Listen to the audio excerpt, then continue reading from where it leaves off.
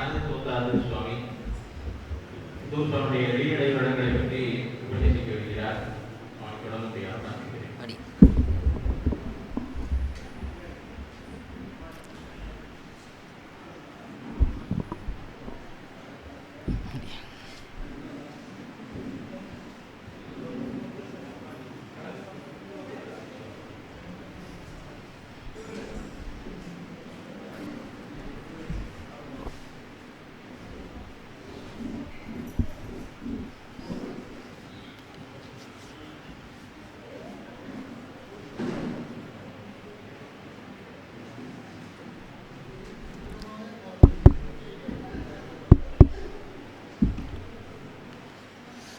ஆழ்வார் எம்பெருமானார் ஜீயர் திருவடிகளே சரணம். ஜீயர் திருவடிகளே சரணம். ஸ்ரீசைலேஷதயாபாத்திரம் தீபக்தியாதிகுணார்ணவம் யதீந்திர பிரவணம் வந்தே ரம்யஜாமாதரமுனிம் ரம்யஜாமாத்ரி யோகீந்திர பாதரேகாமயம் சதா ததா யத்தாத்மசத்தாதிம் ராமானுஜமுனிம் பஜே. லக்ஷ்மீநாதசமாரம்பாம் நாதயாமுன மத்தியமாமஸ்மதாச்சாரிய பரியந்தாம் வந்தே குருபரம்பராம். யோ நித்யமச்சுதபதாம்புஜ யுக்மருக்ம வியாமோகதஸ்ததிதராணி திருநாயமேனே அஸ்மத்குரோர்பகவதோஸ்ய தயைகி சிந்தோஹோ ராமானுஜஸ்ய சரணௌ சரணம் பிரபத்யே. माता पिता योतयस्तनया भूति सर्वम्यदेव नियमेन मदन्मयानाम् आद्यस्य न कुलपतेरुकुलाभिरामं श्रीमत्तदङ्ग्रियुगलं प्रणमामि मूर्ध्ना. भूतं शरश्च महताह्वय भट्टनाथ श्री भक्तिसारकुलशेखर योगिवाहान् भक्ताङ्ग्रिरेणुपरकालेतेन्द्रमिश्रान् श्रीमत्पराङ्कुशमुनिं प्रणतोऽस्मि नित्यम्. ஸ்ரீ உவே புத்தூர் சுவாமியினுடைய சதமான உற்சவ தொடக்கத்திலே பொருளல்லாத அடியேனையும் ஒரு பொருளாக்கி இங்கே பேச அழைத்திருக்கக்கூடிய ஸ்ரீ உவே பாலாஜி சுவாமி ரகுராமன் சுவாமி, முதலிலே அவருக்கு அடியனுடைய கிருத்தஜதைகளை தெரிவித்துக் கொள்கிறேன். எத்தனையோ பெரியோர்கள் இங்கே தொடர்ந்து இந்த மாதத்தின் ஆங்கில மாதத்தின் 7ஆம் தேதியிலிருந்து பல பல மகனீயர்கள் இங்கே உபநசித்துள்ளார்கள். அவர்களெல்லாம் நல்ல பழுத்த வித்வான்கள். அடியனும் ஒரு சாமானியன். ஏதோ பெரியோர்களுடைய கட்டாட்சத்தினாலேயும் ஆச்சாரியனுடைய அனுகிரகத்தினாலேயும் சத்விஷயங்களிலே ஈடுபடக்கூடிய பாக்கியம் அடியனுக்கு அமைந்திருக்கிறது. அந்த ஒரே நல்ல விஷயம்தான் இங்கே இருக்கிறது. அதனால் இந்த ஒரு வாய்ப்பை அடியன் உபயோகப்படுத்தி கொண்டு புத்தூர் சுவாமியினுடைய ஒரு சில பெருமைகளை அனுபவிக்கலாம் என்று அடியனுக்கு ஆசை. எம்பெருமானார் தரிசனம் என்னே இதற்கு நம்பெருமாள் பேரிட்டு நாட்டி வைத்தார். அம்புவியோர் இந்த தரிசனத்தை எம்பெருமானார் வளர்த்த அந்த செயலரிகைக்கா. ரொம்ப பிரசித்தமான பாசுரம். அதுவும் இந்த அனதீன காலத்திலே அடிக்கடி நாம் சேவிக்கக்கூடிய பாசுரம். திருவாராதனத்தை கூட சென்றால் குடையாம் என்ற பாசுரத்துக்கு பதிலாக இந்த பாசுரத்தை சேவிப்பது என்று சில பேர் வைத்திருக்கிறார்கள். சில பேர் நம்பெருமாள் நம்மாழ்வார் அந்த பாசுரத்தை சேவிப்பார்கள். ஏற்கனவே ஸ்ரீ உவே வெங்கடேஷ் சுவாமி ரொம்ப அழகாக ஒரு பொருத்தம் காட்டினார். புத்தூர் சுவாமிக்கு பாலாஜி சுவாமி பண்ணின ஒரு கௌரவமாக இது பண்ணி கொண்டிருக்கக்கூடிய ஒரு கௌரவமாக இது அமைந்திருக்கிறது என்று திருவேங்கடமுடையானையும் கண்ணன் எம்பெருமானையும் சேர்த்து ஒரு விஷயத்தை சொன்னார். இந்த பாசுரத்தை இன்றைக்கி சாயந்தரம் தான் வரும்பொழுது யோசிச்சுட்டு இருந்தேன். அப்போ இந்த பாசுரம் அடி எனக்கு ஞாபகம் வந்தது. இதிலே ஒரு அழகான பொருத்தம். எம்பெருமானார் ராமானுஜர், கிருஷ்ணனும் ராமானுஜன். எம்பெருமானாருடைய பெருமையை யார் நாட்டி வைத்தார்? நம்பெருமாள் நாட்டி வைத்தார். ராமனுடைய பிரதிநிதியாக தான் நாம் நம்பெருமாளை சேவிக்கிறோம். இங்கே ரகுராமன் சுவாமி, கிருஷ்ணசுவாமி ஐயங்காருடைய பெருமையை நன்றாக இவ்வளவு அழகாக இவ்வளவு அற்புதமாக இந்த ஒரு நிகழ்ச்சியை ஏற்பாடு பண்ணி தொடர்ந்து எத்தனை பெரியோர்களை அவர்களுடைய கால அவகாசங்கள் அவர்களுடைய வேறு பல விஷயங்களை எல்லாம் பார்த்து கொண்டு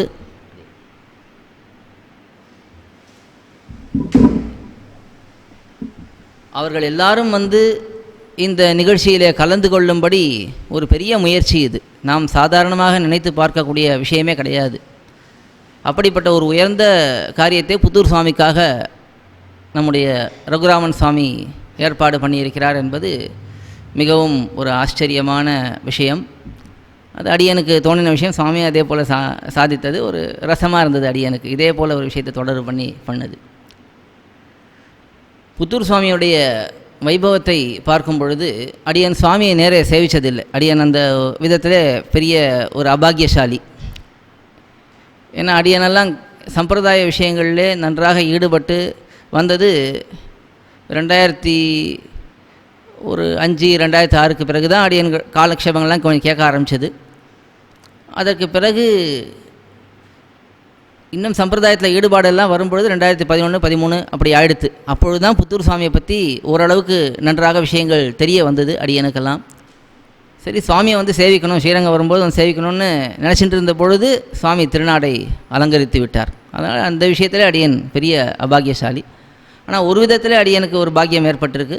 புத்தூர் சுவாமியுடைய குமாரர் அடிக்கடி இப்பொழுது நாங்கள் சந்தித்து கொண்டு இருக்கக்கூடிய ஒரு பெரிய பாக்கியம். ஏன்னா புத்தூர் சுவாமி அடியன் ஞானாச்சாரியனாக தான் பார்க்கறது. நம்ம எல்லாருக்குமே அவர் ஒரு ஞானாச்சாரியனாக இருக்கிறார். ஆச்சாரிய புத்திரரும் அதே போலத்தான், நமக்கு ஆச்சாரியன் எப்படியோ அதே போல் அதே கௌரவத்தை தான் சுவாமிக்கு நாம் கொடுக்கணும். சுவாமி காலக்ஷேபங்களில் தொடர்ந்து வந்து அன்வைத்து கொண்டிருக்கிறதுனாலே சுவாமியோட நல்ல பரிச்சயம் அடியனுக்கு ஏற்பட்டது. புத்தூர் சுவாமியுடைய வைபவம் என்று பார்த்தோம் என்றால் அதுவும் திரும்ப உபதேச ரத்ன மாலை பாசுரத்தையே நாம் பார்க்கலாம். பெரியவாச்சான் பிள்ளை பின்புள்ள வைக்கும் தெரிய வியாக்கியைகள் செய்வாள் அறிய அருளிச்செயல் பொருளை ஆரிகைக்கு போது அருளிச்செயலாய் தரிந்து என்று மாமுனிகள் அற்புதமாக காட்டியுள்ளார். பெரியவாச்சான் பிள்ளை இந்த பாசுரங்களுக்கெல்லாம் வியாக்கியானம் பண்ணியிருப்பதனால தான் இந்த அருளிச்செயல் என்றால் என்ன என்பதே நமக்கெல்லாம் தெரிகிறது. நமக்கு மட்டும் இல்லை, பெரியோர்களுக்கே என்று காட்டுகிறார். அப்படி எந்த ஸ்தானத்திலே பெரியவாச்சான் பிள்ளை அக்காலத்திலே இருந்தாரோ அதே ஸ்தானத்தில் தான் இப்போ புத்தூர் சுவாமி நமக்கெல்லாம் உபகாரம் பண்ணியிருக்கிறார். இப்போ பூர்வாச்சாரியர்களுடைய வியாக்கியானங்களை நாம் காலக்ஷேபம் கேட்கிறோம். எவ்வளவு காலம் நாம் காலக்ஷேபம் கேட்டாலும் அந்த விஷயங்களெல்லாம் நமக்கு அற்புதமாக அந்த காலக்ஷேபம் கேட்கும்போது புரிந்தாலும் அதை எவ்வளவுதான் நம்ம குறிப்பெடுத்து வைத்து கொண்டாலும் ஒரு விஷயத்தை நாம் நன்றாக அதுவும் மற்றவர்களுக்கு பகிரும் பொழுதோ அதை ஆழமாக நாம் புரிந்து கொள்ளும் பொழுதோ எது நமக்கு தேவைப்படுகிறது என்றால் அந்தந்த விஷயங்களை நமக்கு எளிமைப்படுத்தி யாராவது கொடுத்திருந்தால், அதுவும் அதை எழுதி வைத்திருந்தால் அது நமக்கு மிக மிக உபயோகமாக இருக்கிறது. எத்தனையோ விஷயங்கள் காலக்ஷேபம் கேட்டிருந்தாலுமே கூட காலப்போக்கில் நமக்கு நிறைய மறந்து போய்டுறது. இப்போ வேதமே எப்படி ஒருத்தர் சொல்லி ஒருத்தர் கேட்டுக்கொண்டு தான் வந்து கொண்டிருந்தது. அதுக்கு பிறகு தான் இந்த அளவுக்கு நம்மாலே முழுக்க வேதத்தை புரிந்து கொள்ள முடியாது, படித்து அத்தியனம் பண்ண முடியாது என்பதற்காக வேதவியாசர் அதை 4ஆக பிரித்தார் என்று சொல்லுவார்கள். அதற்கு பிறகும் கூட அது செவி வழியாகத்தான் வந்திருந்தது. ஆனால் ஒரு காலத்துக்கு பிறகு அதை ஏட்டிலே எழுதி வைப்பது, அதுக்கு பிறகு இப்போ புஸ்தகத்திலே வருவது என்றெல்லாம் வந்துடுது. ஏன்னா நம்முடைய சக்தியானது குறைந்து கொண்டே வருகிறது. நம்மாலே விஷயங்களை கிரகித்து கொண்டு வைத்துக்கொள்ள முடியவில்லை. சில விஷயங்கள்லாம் நமக்கு நினச்சி பார்த்தா கொஞ்சம் ஆச்சரியமாகவே இருக்கும். லௌகிக்கத்தில் எதெல்லாம் முன்னேற்றமாக தெரிகிறதோ அதெல்லாம் நாம் கொஞ்சம் ஆராய்ந்து பார்த்தோம் என்றால் அது பின்னேற்றமாக தான் இருக்கும். இப்போது ஒரு விதத்தில் பார்த்தா எல்லாமே ஒரு எதிர்மறையாகவே பார்க்கணுங்கிறதுக்காக சொல்லலை.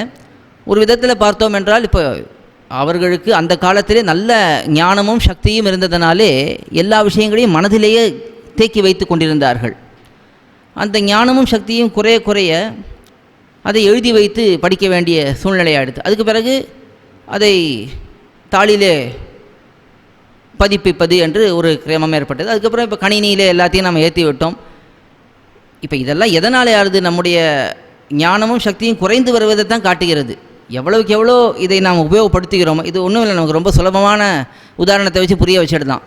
அந்த காலத்தில் நிறைய தொலைபேசி எண்களை நம்ம ஞாபகம் வச்சுட்டு இருந்திருப்போம். அப்பா, அம்மா, பக்கத்து வீட்டுக்காரர், எதிர் வீட்டுக்காரர், நண்பர்கள், இது ஒரு 30-40 பேருடைய எண்களாவது நமக்கு ஞாபகம் இருக்கும் குறைந்தபட்சம்.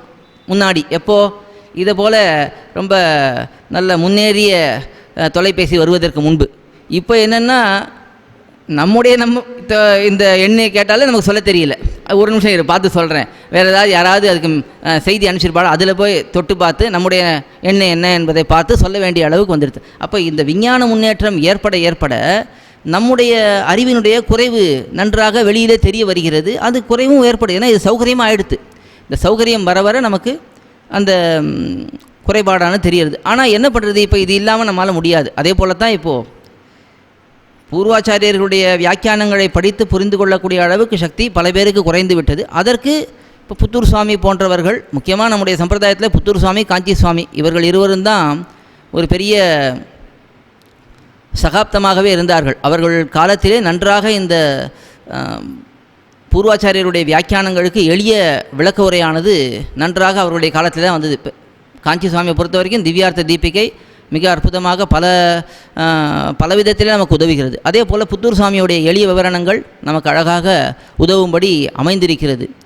இப்படி இவர்கள் இருவருமே பலவிதத்திலே நமக்கு உபகாரம் பண்ணியிருக்கிறார்கள். அதுவும் நிலைத்து நிற்கக்கூடிய உபகாரமாக பண்ணியிருக்கார்கள். ஒரு விஷயம் கூட அடி எனக்கு தோணும். ஸ்ரீ புத்தூர் சுவாமி பிரசித்தமாக எழுந்தருளி இருந்தார்னு சொல்வதை காட்டிலும் இப்பொழுதும் அவருடைய கிரந்தங்கள் மூலமாக எழுந்தருளி இருக்கிறார்.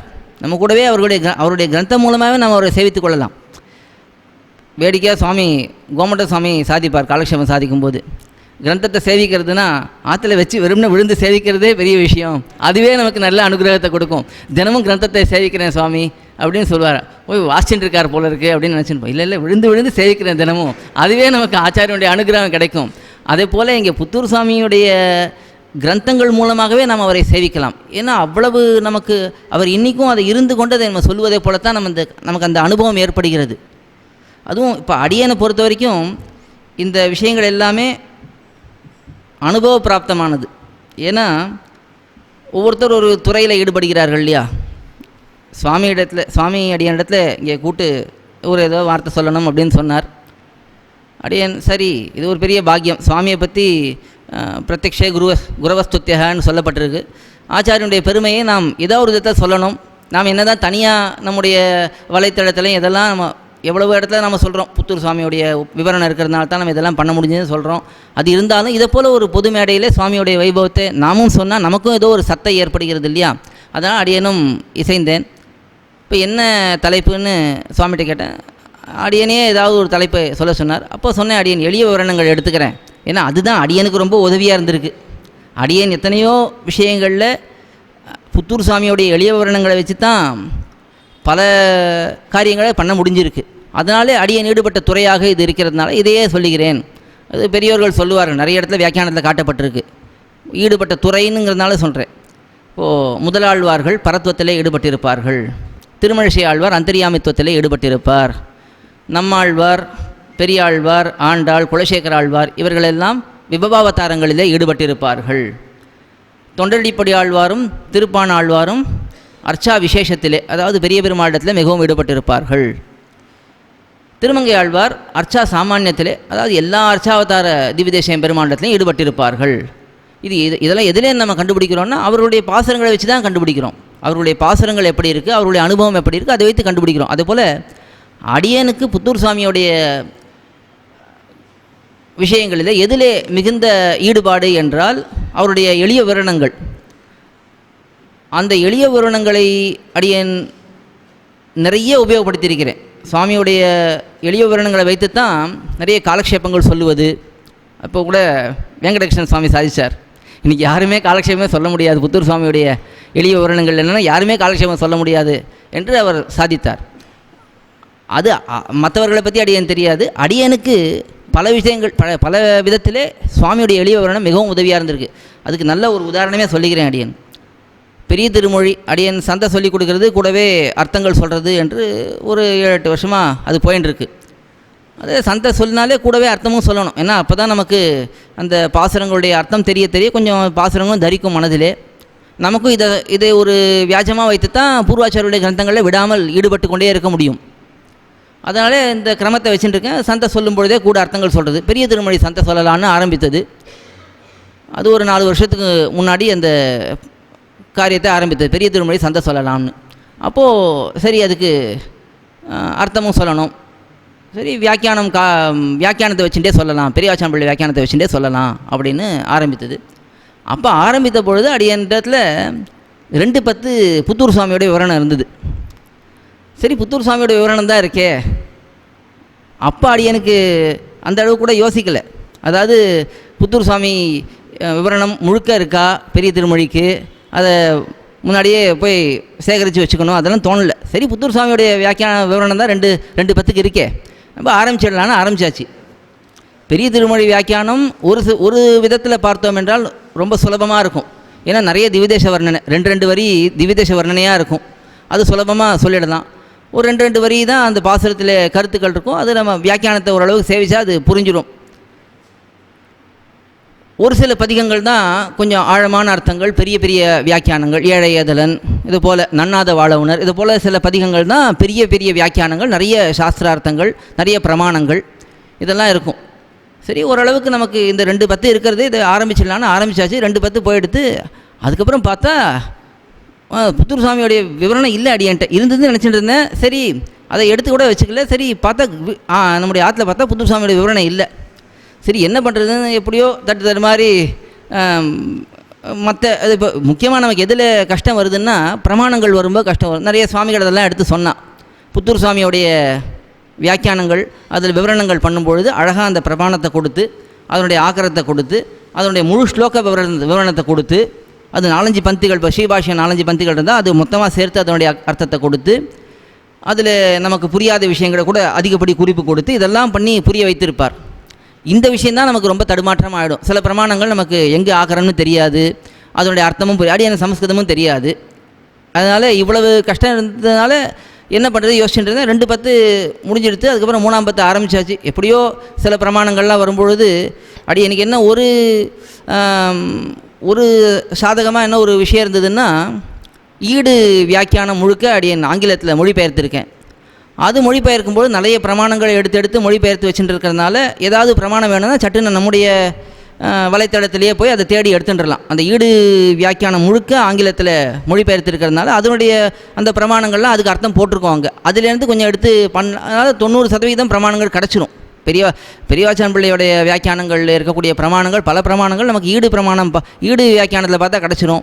இல்லைனா திருப்பாவை வியாக்கியானத்தில் பார்த்தா நிறைய பிரமாணங்கள் கிடச்சிரும். இது 2த்திலேயே பெரும்பாலுமான இருக்கக்கூடிய பிரமாணங்கள் நமக்கு கிடச்சிரும். ஆனால் ஒரு சில இடங்களில் கொஞ்சம் சிரமமாக தான் இருந்தது. அப்புறம் 3ஆம் 10 முடித்து இருக்கும் பொழுது 3ஆம் 10 4ஆம் 10 விவரணம் கிடச்சிருத்தடி எனக்கு. அது கிடச்சது அப்போ தான் கொஞ்சம் ஆஸ்வாசம் ஆச்சு. அப்பா, இனிமேல் கொஞ்சம் சிரமம் இல்லாமல் பார்த்துட்டு தான். இல்லை, என்ன இருந்தாலும் நமக்கு பயம் தானே. வியாக்கியானங்கள் நிறைய சேவித்து அர்த்தம் சொல்கிறதுங்கிறது அவ்வளோ சாதாரணமான விஷயம் இல்லை. அதனால் அதை விடுறதுக்கும் அடி எனக்கு மனசு இல்லை. ஏன்னா எப்படியும் சந்தை சொல்கிறோம், கூடவே அர்த்தங்கள் பார்க்குறதும் ஒரு கிரமம் வச்சுட்டு இருக்கோம். அதை விடவும் மனசு வரல. அதனால் இப்படியே 4ஆம் 10 வரைக்கும் ஓடி எடுத்து அப்புறம் 5ஆம் 10 6ஆம் 10 தேடி பார்த்தா அடி என்கிட்ட கிடைக்கவே இல்லை. அப்புறம் சுவாமிகிட்ட கூட விசாரிச்சேன்னு தெரியல. அப்போ 5ஆம் 10 6ஆம் 10 இருக்கான்னு கேட்டதுக்கு சுவாமிகிட்ட விசாரிச்சேன், வேறு யார்ட்டையும் விசாரித்தேன். இல்லை, சுவாமி அதை போடவே இல்லை, 4ஆம் 10 முடிஞ்செடுத்து அப்படின்னு சொன்னான். சரி, என்ன பண்ணுறது, அவ்வளோதான், நமக்கு இந்த விஷயத்தில் பிராப்தம்னு நினச்சி எப்படியோ அதை சொல்லிகிட்டே வந்தேன். அதுக்கப்புறம் இங்கே திருவரங்கம் இங்கே இருந்த பொழுது புத்தூர் சுவாமியோட திருக்குமாரர் அவரிடத்தில் பேசும்பொழுது ஒரு ரகுராம் சாமி இருக்கார், இன்னொரு ரகுராம் சாமி. அந்த சுவாமிகிட்ட பேசும்பொழுது கையெழுத்து பிரதி சுவாமியோடது இருக்குங்கிறது அடியன் கேள்விப்பட்டேன். அது 10ஆம் 10 கொஞ்சம் இருந்து கையெழுத்து பிரதி. அப்புறம் அந்த சுவாமி கொடுத்து அதை உபகரித்தார். அந்த கையெழுத்து பிரதியை வச்சுட்டு கடைசியில் என்னென்ன பிரமாணங்கள், ஏதாவது விட்டு போன பிரமாணங்கள் இருந்தால் அதை வச்சுட்டு இந்த பெரிய திருமொழி சாத்துமுறை ஆச்சு. எப்படியோ அது எம்பெருமானுடைய திருவுள்ளத்தினால ஆச்சு. எதுக்கு சொல்ல வரேன்னா, புத்தூர் சுவாமியோடைய விவரணம் இருக்கும் பொழுது அது நம்ம இந்த இப்போது நல்ல பேருந்து சௌகரியமாக இருக்கக்கூடிய பேருந்தில் போகிற மாதிரி. அதே புத்தூர் சுவாமியோடைய விவரணம் இல்லைன்னா அது கொஞ்சம் கஷ்டப்பட்டு கட்ட வண்டியில் மாட்டு வண்டியில் போகிற மாதிரி அது குதிச்சு தான் போகும். அது இப்படி அடியே நேரே இதனுடைய பலனை சுவாமியுடைய எத்தனையோ பல்லாண்டு காலமாக பண்ணின முயற்சியுடைய பலனை நேரே அனுபவித்ததுனால அந்த விஷயத்தை எடுத்து பகிர்ந்து கொள்கிறேன். அதே போல் அடியன் வார்த்தாமாலை சொல்லும் பொழுதும் அதுக்கு சுவாமியுடைய விவரணம் தான் நமக்கு பல இடங்களில் நமக்கு சந்தேகம் வந்ததுன்னா புத்தூர் சுவாமியுடைய விவரணம் தான் நமக்கு நல்ல கைவிளக்காக இருந்து கொண்டு அதை நமக்கு எடுத்து கொடுக்கிறது. அதே போல் நாச்சியார் திருமொழி வியாக்கியானம் அதையும் புத்தூர் சுவாமியுடைய விவரணம் இல்லாமல் அதை சொல்லியிருக்க முடியாது. இதே போல் பல கிரந்தங்கள், திருமந்திரார்த்தம், மூக்ஷப்படி அர்த்தம் பார்க்கும்பொழுதும் திருமந்திர அர்த்தம் சுவாமியோடைய விவரணம் இருந்ததுனால தான் நமக்கு ரொம்ப சுலபமாக இந்த அர்த்தங்கள் எல்லாம் சொல்ல முடிஞ்சுது. இப்படி பல விதத்தில் அடியனுக்கு இது நேரடியாக புத்தூர் சுவாமியோடைய எளிய விவரணங்கள் உபயோகமாக இருந்ததுனால எப்பொழுதும் அடியன் சுவாமிக்கு கடமைப்பட்டவன். எந்த ஒரு நம்மால் ஒரு விஷயம் சொல்ல முடிஞ்சதுன்னா புத்தூர் சுவாமியோடைய விவரணம் இல்லாமல் சொல்லியிருக்க முடியாதுங்கிறது அடியனுடைய ஆழமான அபிப்பிராயம். புத்தூர் சுவாமியாக இருக்கட்டும், காஞ்சி சுவாமியாக இருக்கட்டும், ரெண்டு பேருமே இந்த கிரந்தங்களை பதிப்பிக்க வேண்டும், அதுவும் எளிய விளக்க உரையாக கொண்டு பதிப்பிக்க வேண்டும்னு ஒரு பெரிய முயற்சியாக அதை எடுத்திருக்கார்கள். இவர்கள் இருவருமே அடியனுக்கு ஒரு பெரிய முன்மாதிரி. சுவாமி கூட சாதித்தார் அன்றைக்கி ஒரு தடவை பேசிகிட்டு இருக்கும்போது, இன்றைக்கி ஏன் அடியனையும் சேர்த்து பேச சொன்னதுக்கு எம்ஏ வெங்கடகிருஷ்ணன் சுவாமி சாதிக்கிறார். அவரும் புத்தகம் பதிப்பிடுவதிலே ஈடுபட்டிருக்கிறார். அடியனும் அதே போல் இருக்கிறதுனால உண்மையும் அது மாதிரி சேர்த்துட்டேன் சுவாமி அப்படின்னு சொன்னார். அடியனும் இந்த புத்தகம் பதிப்பிடுவதிலே ஈடுபட்டிருப்பதனாலே பல விஷயங்கள் சுவாமியுடைய ஒரு அணுகுமுறை, எப்படி சுவாமி புத்தகங்கள்லாம் பதிப்பித்திருக்காங்கிறத பார்த்து தெரிஞ்சிட்டோம். அதை பார்க்கும்பொழுது நமக்கு இதே போல் நாமும் சில முயற்சி பண்ணலாம். அவர் கடலை போல் பண்ணியிருக்கார், நாம் ஒரு கடுகளவுக்காக ஏதாவது பண்ணலாமே, நாம் பிறந்ததுக்கு ஏதோ ஒரு பிரயோஜனம் இருக்க வேண்டாமா சம்பிரதாயத்துக்கு. வெங்கடகிருஷ்ணன் சுவாமி கூட சாதிச்சார். புத்தூர் சுவாமி போன்றவர்கள்லாம் அவரை போல் இன்னொருத்தர் இருக்க முடியாது. அவர் எவ்வளவு இதிலேயே இந்த புத்தகங்கள் பதிப்பிடுவதிலேயே பொழுதை போக்கினார் என்று காட்டினார். இது என்ன முக்கியமான காரணம் பார்த்தோம்னா, நமக்கும் நம்முடைய பெரியோர்களுக்கும் பூர்வர்களுக்கும் என்ன முக்கியமான காரணம் வித்தியாசம்னு பார்த்தோம்னா, அவர்கள்லாம் முழு நேரம் இதிலேயே இருந்திருக்கார்கள். நாமெல்லாம் ஏதோ கொஞ்ச நேரம் மற்ற காரியமும் பார்த்துக்கிறோம், இதில் கொஞ்ச நேரம் வச்சுக்கிறோம். இதனுடைய வெளிப்பாடு, இதனுடைய பலன் கொஞ்சம் குறைவாக தான், ரொம்பவே குறைவாக தான் இருக்கும். முழு நேரமாக பண்ணுவதற்கும் கொஞ்ச காலம் பண்ணுவதற்கும் வித்தியாசம் இருக்குது. இது நம்முடைய சம்பிரதாயத்தில் இன்றைக்கி ரொம்பவும் வருத்தப்பட வேண்டிய விஷயந்தான். முழு நேரமாக சம்பிரதாய கைங்கரியத்தில் ஈடுபடுபவர்கள், அதுவும் அனன்ய பிரயோஜனமாக ஈடுபடுபவர்கள் ரொம்பவே குறைந்து விட்டார்கள். அவரவர்களுக்கு ஏதோ சூழ்நிலைகளும் மாறிடுத்து, இருந்தாலும் அதை நாம் ஒரு சாக்காக வச்சு இதை விட்டுட முடியாது. பல சம்பிரதாயங்களிலே நம்முடைய சம்பிரதாயம் மிக உயர்ந்த சம்பிரதாயம், ஆழ்வார்கள் ஆச்சாரியர்கள் காட்டிய சம்பிரதாயம், எத்தனையோ அர்த்த விசேஷங்கள்லாம் நமக்கு ரொம்ப சுலபமாக எடுத்து காட்டியிருக்கிறார்கள். இதை விட நமக்கு தெளிவாக ஒரு ஜீவாத்மா இந்த சம்சாரத்தில் எப்படி வாழ வேண்டும், எப்படி ஆச்சாரியர்களுடைய திருவுள்ளத்தை அறிந்து பகவத் கைங்கரியத்தில் ஈடுபட்டிருக்க வேண்டும்னு சொல்லக்கூடிய சம்பிரதாயம் வேறு எந்த சம்பிரதாயமுமே சொல்ல முடியாது. நமக்கு அதுக்கு மேலே நம்முடைய பூர்வாச்சாரியர்களுடைய ஐதிஹ்ய நிர்வாகங்கள், அவர்களுடைய குரு பரம்பரா சரித்திரம், இதெல்லாமும் நமக்கு எடுத்து காட்டியவர் புத்தூர் சுவாமி தான். பல பூர்வாச்சாரியர்களுடைய கிரந்தங்களை எடுத்து பதிப்பித்து இந்த விஷயங்களெல்லாம் நமக்கு அற்புதமாக எடுத்து வெளியில் கொண்டு வந்திருக்கிறார். அது மட்டும் இல்லாமல் பல மகனியர்கள் இதை காலக்ஷேபமாகவும் நமக்கு உபன்யாசங்களாக காலக்ஷேபங்களாக நம்முடைய பூர்வர்கள் எப்படி வாழ்ந்திருக்கிறார்கள்ங்கிறத பல பல புத்தகங்கள், பல பல காலக்ஷேபங்கள், பல பல உபன்யாசங்கள், பல பல கட்டுரைகள் என்று எவ்வளவோ நமக்கு எடுத்து காட்டியிருக்கிறார்கள். இவ்வளவு இருந்தும் எத்தனையோ ஒரு சாமான்யமான சம்பிரதாயம்னு கூட சொல்ல முடியாது, ஏதோ ஒரு குழுக்கள், அவர்களிடத்தில் எவ்வளோ முழு நேர உழைப்பாளிகள் இருக்கார்கள், தொண்டர்கள் இருக்கார்களோ அதில் ஒரு 4%, 5% கூட நம்மிடத்தில் முழு நேர தொண்டர்கள் இல்லை. அந்த முழு நேர தொண்டர்கள் எவ்வளவுக்கு எவ்வளோ அதிகமாகிறார்களோ அவ்வளவுக்கு எவ்வளவு நமக்கு இந்த சம்பிரதாயமானது வளருவதற்கு வாய்ப்பு இருக்கும். அதுவும் முழு நேர தொண்டர்கள்னால் இந்த குழுக்கள்லாம் அடியன் சொல்கிறதெல்லாம் அவர்கள் வேறு எந்த காரியமே பண்ணுறது கிடையாது. அவர்களுக்குன்னு இப்போ ஒருத்தர் புத்தகம் போடுறதுன்னா புத்தகம் மட்டுமே போட்டுருப்பார். ஒருத்தர் ததியாராதனம், அவர்களுடைய ததியாராதனம் அன்னதானம் பண்ணுறாங்கன்னா அது மட்டுமே பண்ணிட்டு இருப்பா. அந்தந்த காரியத்தை அவர்கள் ஸ்ரத்தையாக பண்ணுறா. அவ்வளவு நன்றாக எத்தனையோ நிறுவனங்கள், எத்தனையோ குழுக்கள் அதை பண்ணிட்டுருக்கு. ஆனால் நம்முடைய சம்பிரதாயத்தில் அப்படி நடக்கிறது ரொம்ப ரொம்ப குறைவாக இருக்குது. விரல் விட்டு எண்ணிடலாம் எத்தனை பேர் முழு நேரமாக இதை பண்ணிக்கிறார்கள்னு. ஏன்னா முழு நேரமாக இப்போ புத்தூர் சுவாமி பண்ணினதுனால நம்ம கூட ஆச்சரியமாக இருக்குது, எப்படி இவ்வளோ பண்ணினார், காஞ்சி சுவாமி எப்படி இவ்வளோ பண்ணார். அமானுஷ்யமான காரியங்கள் தான் இருந்தாலும் அவர்கள் முழு நேரமாக பண்ணால், இப்போ நம்முடைய முயற்சினாலே ஒரு 10 பேரோ 50 பேரோ 100 பேரோ சேர்ந்து ஒரு நாளைக்கு 2 மணி நேரம், ஒரு நாளைக்கு 1 மணி நேரம்னு நாம் பண்ணிட்டு இருந்தோம்னா எவ்வளோ வெளிப்பாடு இருக்கும். அதை விட புத்தூர் சுவாமியை போன்றவர்கள், காஞ்சி சுவாமியை போன்றவர்கள் அவ்வளவு ஞானத்தோடே, அவ்வளவு இதில் ஈடுபாடோடே, அவ்வளவு பூர்வாச்சாரியர்களிடத்தில் ஒரு பக்தியோட இந்த காரியங்களை பண்ணும் பொழுது அவர்களால் எவ்வளவு வெளியில் வந்திருக்கு நமக்கு இது பிரத்யட்சமாக தெரியறதே. எப்படி வந்ததுன்னா இப்படி தான் வந்தது. முழு நேரமாக இதே தான் பண்ணிட்டு இருந்திருக்கார்கள் அவர்கள். வேறு எந்த சிந்தனையும் இல்லை. அவர் கந்தம் படுவதுன்னா அது மட்டும்தான் அவர் பண்ணியிருக்கார். அப்படி இப்போது காலக்ஷேபம் சொல்லுவதுனா காலக்ஷேபமே சொல்லிட்டு இருக்கார். வேலுக்குடி வரதாச்சாரிய சுவாமி இருக்கார். எத்தனையோ சுவாமிகள் அதை போல் முழு நேரமாக பண்ண அதனுடைய பலனானது அதிகமாக இருக்கும். இன்னும் நிறைய சேரும். அதுக்கு மேலே ஒரு குழுவாக சேர்ந்து உழைத்தோம் என்றால் அதனுடைய பலனும் நன்றாக இருக்கும். அதுவும் நமக்கு இப்போது ரொம்பவே குறைந்து விட்டது. அவரவர்கள் தனித்தனியாக ஏதோ கொஞ்சம் கொஞ்சம் பண்ணிகிட்டு இருக்கோம். கண்டிப்பாக புத்தூர் சுவாமியுடைய காலத்திலே அவருக்கு உதவுவதற்கு எத்தனையோ மகனியர்கள்லாம் கூட இருந்து உதவி இருந்திருக்கார். அதுபோல் பல பெரியோர்கள் சேர்ந்து சில காரியங்களை பண்ணினோம் என்றால் பண்ணார்கள் என்றால் அது மிகவும் ஆச்சரியமாக இருக்கும். இதெல்லாம் எதுக்கு சொல்ல வரேன்னா, இப்படி முன்மாதிரியாக நமக்கு எப்படி இந்த சம்பிரதாய கைங்கரியங்களையே பண்ணி கொண்டிருக்க வேண்டும், பொழுதுபோக்கும் அருளி செயலிலேயே அப்படியெல்லாம் வைத்து கொண்டு அவர்கள் வாழ்ந்திருக்கிறார்கள். இன்னும் சில விஷயங்கள் இப்போது ஒரு புத்தூர் சுவாமி எப்படி பண்ணியிருக்காருன்னு பலரும் அதை எடுத்து காட்டியிருக்கார்கள். ஒரு மாதம் வரக்கூடிய பத்திரிகையில் 4 பக்கம் இது 4 பக்கம் இது 4 பக்கம் இது, அது அப்படியே ஒரு தனித்தனியாக பிரித்து போட்டால் ஒரு புத்தகமாக வெளியில் வந்துடும். அது பணம் கொடுத்து வாங்க முடியாதோ அப்படி கூட அந்த புத்தகங்கள் அந்த காலத்தில் ரொம்ப பணம் கொடுத்து வாங்கக்கூடிய அளவுக்கு வசதியெல்லாம் இருக்காது எல்லாருக்கும். அப்படி இருக்கிறவங்க அப்படியே கூட எடுத்துக்கலாம். இதையெல்லாம் பார்த்து தான் அடியனுக்கு சில யோசனைகள்லாம் தோணுது. நாம் கட்டுரைகள்லாம் எழுதுகிறோம். அந்த கட்டுரை எழுதி என்ன பண்ணுறோம், கட்டுரை முடித்தோடனே அது ஒரு புத்தகமாக போட்டுவிட்றோம். இதெல்லாம் எங்கேருந்து நமக்கு தெரியாது, நமக்கா பெரிய ஞானமாக இருக்குது. பெரியவர்கள் பண்ணியிருக்கா, அதை பார்த்தோம். அப்படியே அதே பாணியிலே நாமும் பண்ணலாம் என்று முயற்சி பண்ணிக்கிறோம். அதே போல் பிரமாணங்களை எடுத்து காட்டுவது அது ரொம்ப ரொம்ப முக்கியமாக நமக்கு தேவைப்படுது. பிரமாணங்களுக்கு அர்த்தம் தெரியலன்னா அப்போ அந்த பகுதி நமக்கு சரியாக புரியாமல் போயிடும்.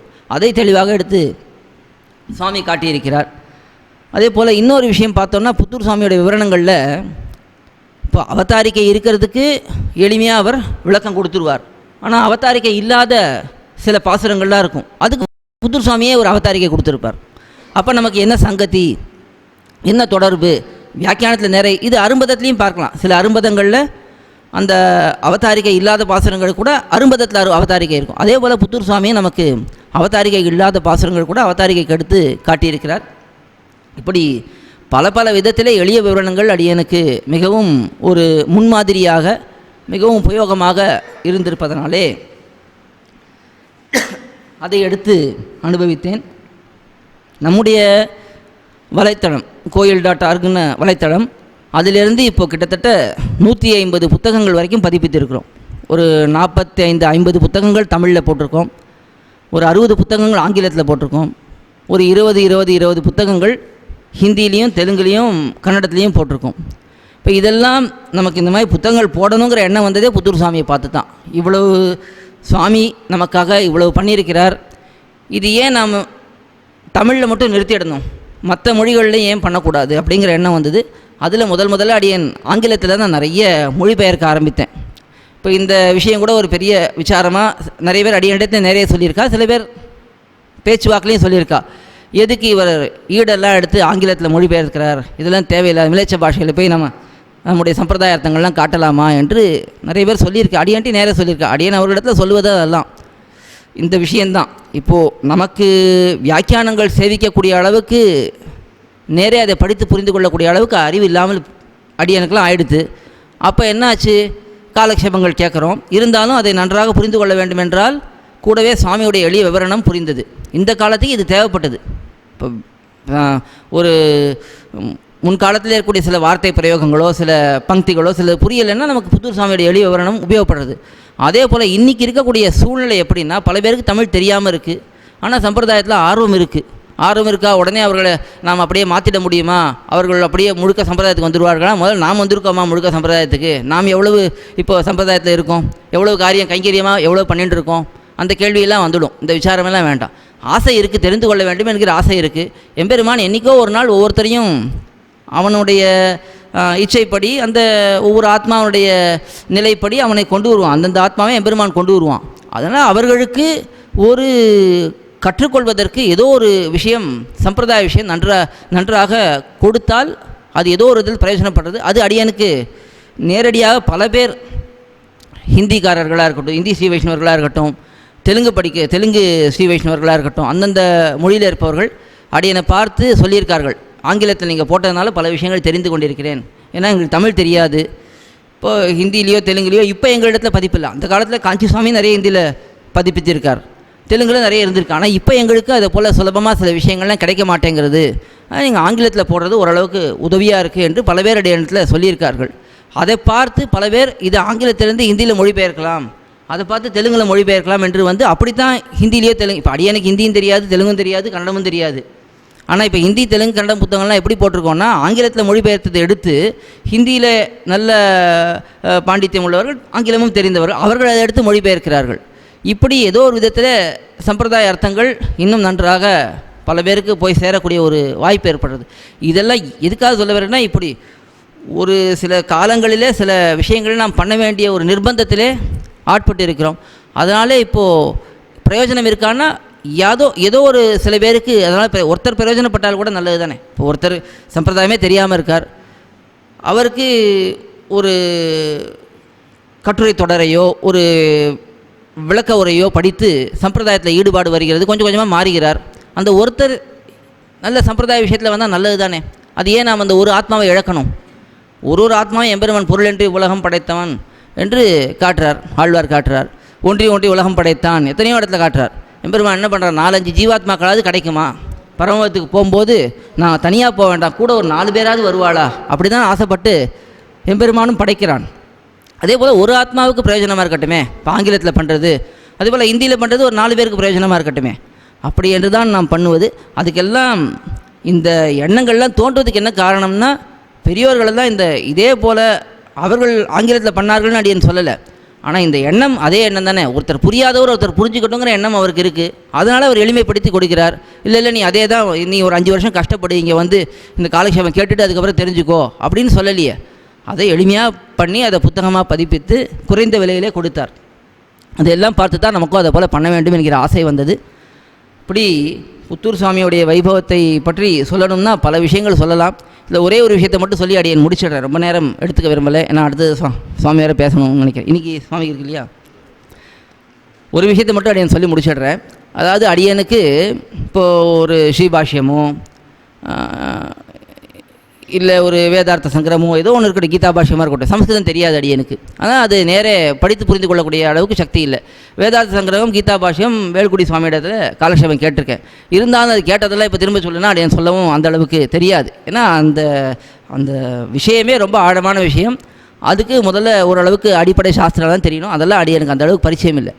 ஆனால் புத்தூர் சுவாமியோடைய கீதா விவரணம் அது ரொம்ப முக்கியம். இந்த கீதா விவரணத்தை பற்றி சொல்லும்பொழுது அடியனுக்கு ஒரு விஷயம் ஞாபகம் வருது.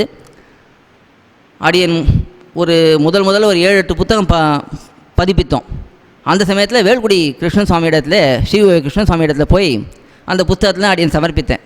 எப்போவுமே அடியனுக்கு அந்த சுவாமி இடத்துல ரொம்ப பிரதிபத்தி உண்டு. அவர் இடத்துல போய் சமர்ப்பித்தேன்.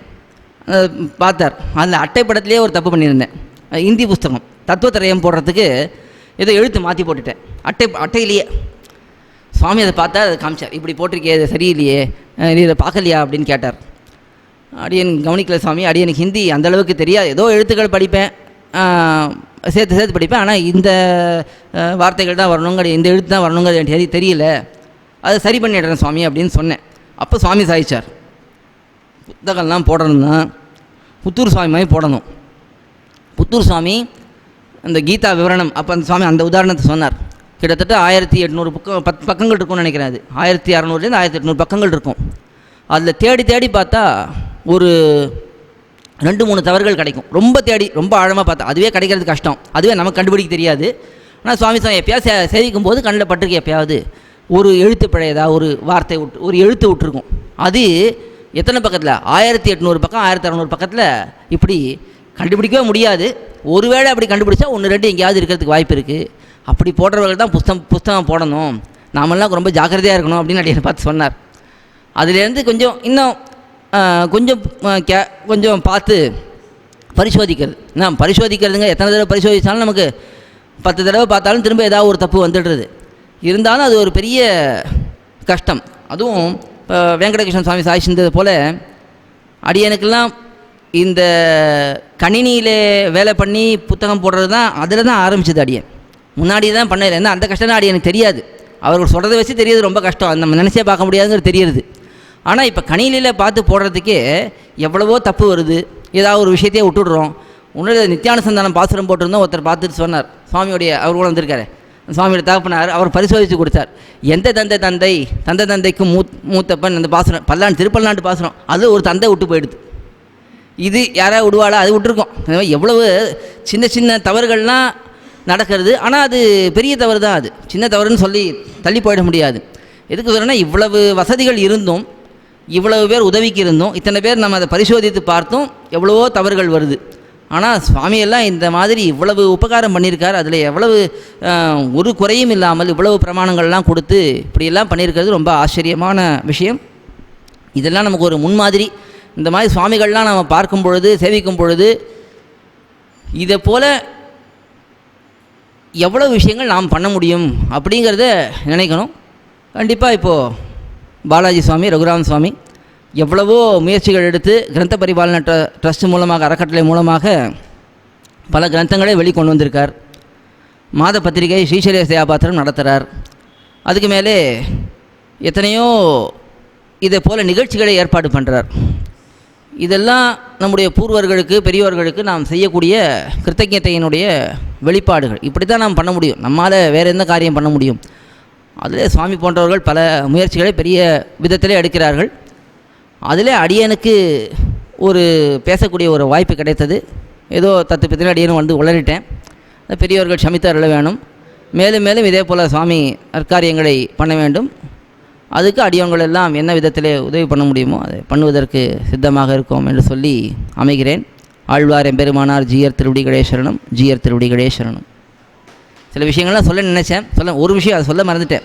எதுக்கு சொல்ல வந்தேன், ஸ்ரீபாஷ்யமோ வேதாந்த சங்கரமோ கீதா பாஷ்யமோ அதெல்லாம் அடியனுக்கு மனதை தரித்து வைத்திருக்கக்கூடிய அளவுக்கு சக்தி இல்லை. ஆனால் இப்போ ஒரு விஷயம், இப்போ சமீபத்தில் இப்போ தத்துவத்திரையும் உபன்யாசமாக சுருக்கமான அர்த்தங்களை சொல்லிட்டு வரேன். அப்போது இந்த 31வது சூத்திரம், சிலர் குணங்களுக்கே கர்த்திருவம் உள்ளது என்கிறார்கள், அது ஆத்மாவுக்கு இல்லை என்றார்கள் என்று ஒரு சூத்திரம். அதுக்கு அடுத்தது அப்போது இவனுக்கு சாஸ்திர வசியத்தையும் போக்திருத்தமும் குலையும்னு 2 சூத்திரம். இந்த சூத்திரத்துக்கு விளக்கம் காட்டுறார். அந்த சூத்திரத்துடைய வியாக்கியானத்தில் மாமனிகள் இந்த சிலர்னுங்கிற சொல்லும் பொழுது முதல்ல இங்கே சாங்கியனை தான் சொல்கிறார். சாங்கியர்கள் தான் இப்படி பிரகிருதிக்கு தான் செயல்புரியக்கூடிய தன்மை உண்டு, ஆத்மாவுக்கு செயல்புரியக்கூடிய தன்மை கிடையாது என்று சாங்கியர்கள் சொல்கிறார்கள் என்று, அதைத்தான் இந்த சிலருங்கிறத சாங்கியர்கள் தான் சொல்கிறார். கூடவே பெரிய ஆபத்து நமக்கு கீதா ஸ்லோகங்கள் 2 ஸ்லோகத்தை எடுத்து காட்டிட்டார். கீதையில் 2 ஸ்லோகம் எம்பெருமானே நேர சொல்லியிருக்காது. 13வது அத்தியாயத்துலேயும் 14வது அத்தியாயத்துலேயும் 2 ஸ்லோகம், அந்த ஸ்லோகம் கூட இங்கே குறித்து வச்சுருந்தேன். இந்த காரிய காரண கர்த்திருத்வே ஹேத்து பிரகிருதி ருச்சியத்தே என்று அந்த அந்த அந்த ஸ்லோகம். அதே போல் இன்னொரு ஸ்லோகம், இது 14வது அத்தியாயத்தில் நானியம் குணேபிய கர்த்தாரம் என்று இந்த ஸ்லோகம், யதா திரஷ்டா அனுபஷ்யதி என்று இந்த ஸ்லோகம். இந்த 2 ஸ்லோகத்துலேயும் இதே விஷயத்தை தான் பெருமானும் சொல்லுகிறான். அதாவது ஆத்மாவை கர்த்தாவாக பார்க்கக்கூடாது, பிரகிருதி தான் காரியம் பண்ணுகிறது. குணங்கள்னு சொல்கிறது இங்கே சத்வரஜஸ்தமோ குணங்களோட சேர்ந்திருக்கக்கூடிய இந்த பிரகிருதி என்று எம்பெருமானும் சொல்கிறார். பெரிய ஆபத்தாகிடுது. இப்போ எம்பெருமானே பூர்வபக்ஷி ஆகிட்டான். இங்கே கீதா ஸ்லோகத்தை எடுத்து காட்டி இப்படி சொல்லப்பட்டிருக்கு என்று சொல்லிட்டார். ஆனால் அதுக்கு விவரணம் பண்ணும்பொழுது கீதா பாஷ்யத்திலே தெளிவாக அதை காட்டிட்டார். இங்கே கர்த்திருவம்னு எதை சொல்கிறாருன்னா, இந்த ஜீவாத்மாவுக்கு முயற்சி, அதாவது எண்ணம் ஏற்படுகிறதே, அதை தான் இங்கே கர்த்திருவம், ஜீவாத்மாவு கர்த்தா. ஆனால் செயல்படுறது யாரும் உடம்பு தானே பண்ண முடியும். ஆத்மா ஏதாவது இங்கேருந்து ஒரு பொருள் நகர்த்த முடியுமா? நகர்த்த முடியாது. உடம்பு தான் அதை நகர்த்த முடியும். அந்த விஷயத்தை தான் இங்கே பிரித்து காட்டுகிறான் எம்பெருமான் என்று சுருக்கமாக காட்ட. இன்னும் ஆழமாக அதுக்கு நிறைய அர்த்தம் சொல்லலாம். இப்போ இது எங்கேருந்து நமக்கு தெரியுது, புத்தூர் சுவாமியோட விவரணம் இருக்கிறதுனால தெரியுது. உடனே அந்த இந்த ஸ்லோகம் வந்த உடனே எடுத்து அந்த வியாக்கியானத்தை தான் பார்த்தேன். முன்னாடி கேட்டதாக இருந்தாலும் அதுக்கு என்ன விளக்கம் தெளிவாக தெரியணுமே. உடனே அந்த வியாக்கியானத்தை எடுத்து புத்தூர் சுவாமியோட விவரணத்தை எடுத்து பார்த்தா அதில் அழகாக இந்த விஷயங்களை எடுத்து விளக்கியிருக்கா. இந்த மனதில் இந்த அர்த்தம் தெரிந்தாலும் அது எப்படி சொல்லணுங்கிறது தெரியணுமே. அதுக்கு சுவாமியோட விவரணம் தான் நமக்கு ரொம்ப பெரிய உதவியாக கை கொடுத்தது. எதுக்கு சொல்ல வந்தேன்னா, இதெல்லாம் இப்போ அடியனால் எப்படி சொல்ல முடியும்? சொல்லவே முடியாது. அதுக்குன்னு அது சொல்லாமல் விட்டுட்டாலும் நல்லா இருக்காது. அதுக்கு இந்த சுவாமியுடைய விவரணங்கள் இருப்பதனால இந்த அர்த்தங்களை எல்லாம் எடுத்து எளிதிலே ஓரளவுக்கு புரிகிறாமா. இது பெரிய அடியன் வியாக்கியானமாக அதை எடுத்து கிரந்த காலட்சமாக பண்ணலை. இந்த இடத்துல ஏன்னா கிரந்த காலட்சேபம் பண்ணுறதுக்கு அளவுக்கு அது எனக்கு யோக்கியத்தை இல்லை. ஆனால் அந்த அர்த்தங்களை சுருக்கமாவது சொல்லணுமேங்கிறதுக்காக எடுத்து காட்டினேன். அதுக்கு இந்த உதாரணம் சொன்னேன். இப்போ இன்றைக்கி நேற்று 2 நாள் முன்னாடி நடந்தது. இது கைமேல் இந்த உதாரணம் இருக்குது அடியன்ட்ட. இந்த விஷயங்கள்லாம் ஒரு தெளிவு ஏற்படுங்கன்னா புத்தூர் சாமியோடைய விவரணங்கள் இருந்தால் ஒன்றுமே தெரியாதவங்க கூட ஏதோ ஒரு அர்த்தம், இப்போது கண்ணன் பெருமான் இப்படி சொல்லியிருக்கான், அதில் இந்த கருத்து இதில் வந்து ஒரு விரோதமும் இல்லை என்று சொல்ல அளவுக்கு கூடிய அந்த அளவுக்காக நமக்கு தெரியறதே, அது அவருடைய கிருப்பையினால தான் நமக்கு கிடச்சிருக்கு. அதை ஞாபகப்படுத்திக்கணும்னு நினச்சி இந்த விஷயத்தை சொல்ல மறந்துட்டேன். அதை சொல்ல ஆரம்பித்த விஷயத்தை கூட சொல்ல ஒழுங்காக தெரியல. அப்படித்தான் இங்கே நம்முடைய நிலைமை இருக்குது. அதை இங்கே சொல்லி இங்கே அமைகிறேன். ஆழ்வார் எம்பெருமானார் ஜீயர் திருவடி கணேசரணம், ஜீயர் திருவடி கணேசரணம்.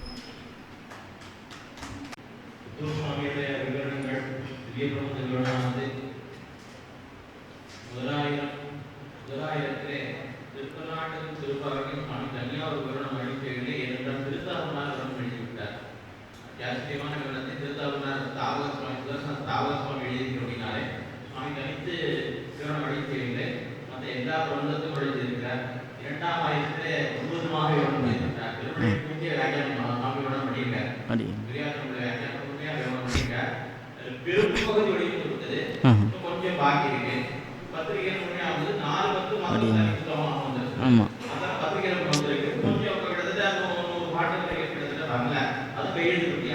அடியா